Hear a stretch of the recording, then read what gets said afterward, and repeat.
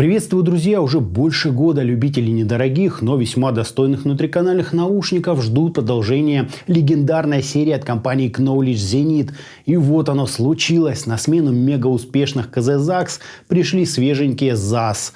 Производитель учел большую часть наших с вами пожеланий и сделал, как мне кажется, свой новый хит. О нем сегодня и поговорим. Собственно, поехали! Судя по виду коробки, компания КЗ прогнозирует большое будущее для своей новой модели. Тот же самый черный коробок с тем самым металлическим вкладышем, что обычно используется для флагманских моделей. Внутри нас встречает вот такая вот небольшая инструкция по эксплуатации, 3 набора амбушюр с подрезанным сердечником и вот такой погашенный контроль качества. Укороченные насадки, как обычно, мне совершенно не сели, но это проводные наушники, так что амбушюры можно подбирать вообще любые.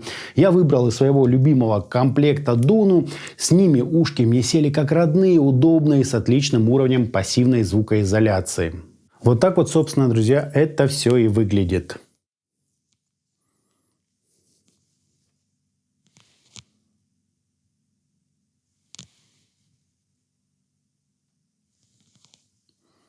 Нововведения же начинаются именно с кабеля. Теперь это уже, друзья, нечто любопытное, приятный на ощупь, вероятно, посеребренный, с прямым металлическим штекером, аналогичным же делителем и заушинами, выполненными из термоусадки. Пробовал сравнивать его с тем самым толстым кабелем от КЗ, что продается отдельно, и результат лично меня очень удивил. Комплектный давал куда более выразительный и интересный звук, так что кабель однозначно оставляем родной, это какая-никакая, а экономия.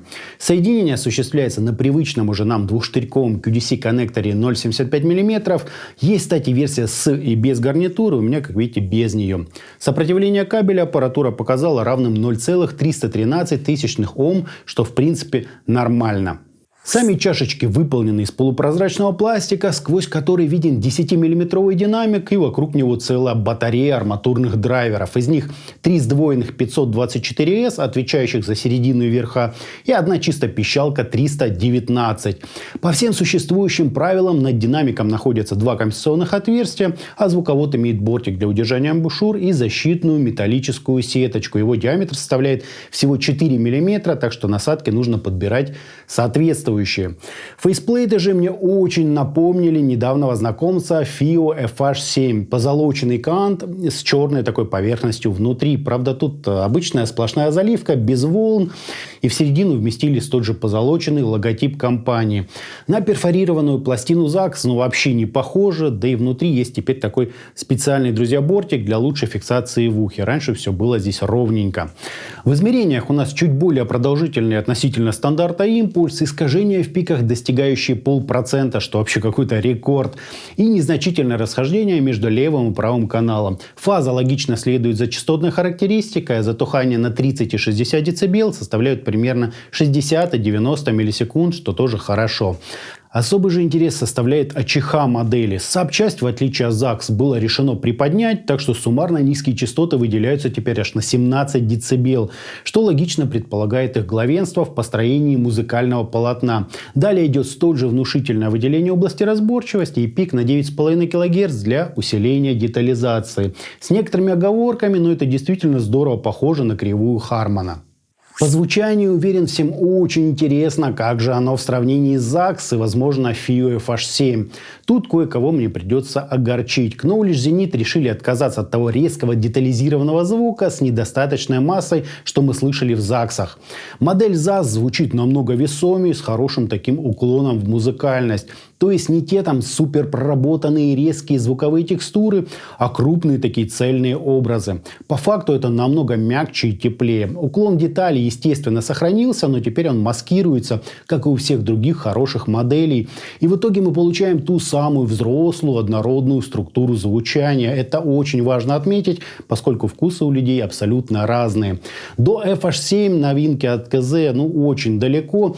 Тут и по цене все должно быть однозначно понятно. Хотя я сделал и такое сравнение, и что хочу сказать. FiiO все строит немного иначе. У них изначально было однородное жирное звучание, но с детализацией близкой к ZAX. То есть в ZAS производитель, на мой взгляд, несколько перестарался, и у него получилась такая больше певучая модель с хорошим балансом частот и сильным акцентом на бас.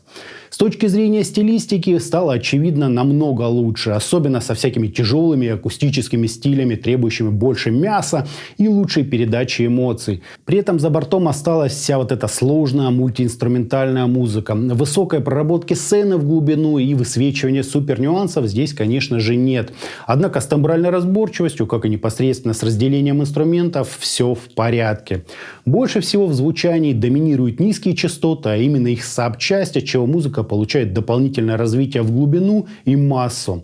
Сам же бас ничуть не хуже, чем был в ЗАГС, со схожей динамикой, приличной текстурностью и неплохой отработкой всяких затуханий. Отрадно слышать, как естественно и плавно низкие частоты перетекают в столь же сочную массивную серединку. Именно в этом я и вижу основной прогресс компании. Нет теперь того разрыва между вот этим густым плотным басом и какой-то чересчур детальной воздушной серединкой. Общий же характер в ходе развития приобрел дополнительную мягкость и некоторую даже такую аналоговую теплоту. Ничего нигде не режет, не пилит, не свистит. Слушать это очень комфортно. По крайней мере, никакой утомляемости у ушей лично я не заметил. Высокие частоты тут чуть-чуть отвели на задний план и правильно сделали. В их ценовой категории рассчитывать на какие-то супер крутые верха было бы сверхнаивно.